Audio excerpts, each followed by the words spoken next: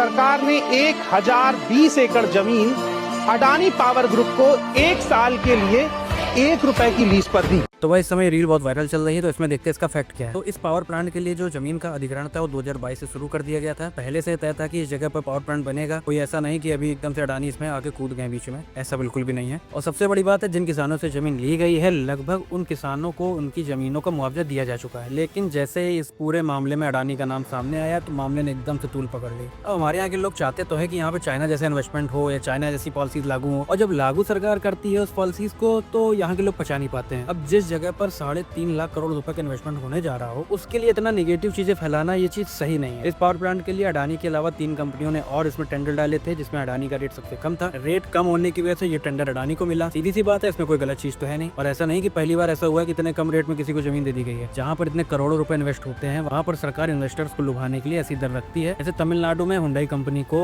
वहाँ की सरकार ने 538 एकड़ जमीन दी ₹1 एकड़ के हिसाब, तो वो इन्वेस्टमेंट था उनका। और अगर आप नेट पर सर्च करेंगे तो ऐसा वो काफी एग्जाम्पल मिल जाएंगे जहाँ पे इस ऐसे ही रेट में कंपनीज को जमीन ऑफर की गई है। वहाँ पे पावर प्लांट लगेगा, रोजगार बढ़ेगा। भाई सीधी सी बात है, वहाँ से कम बताया जा रहा है कि इस पावर प्लांट से 10 से 15 हजार लोगों को रोजगार मिलेगा। किसको मिलेगा? बिहार के लोगों को मिलेगा, वहाँ के आसपास लोकल्स को मिलेगा ना। जो लोग इस बात का विरोध कर रहे हैं तो आप उनसे कहिए कि आप इतना पैसा लेके जाइए, वहाँ इन्वेस्ट करिए, सरकार इसी रेट में आपको जमीन देगी और चाय बैठा के पिलाएगी अलग से।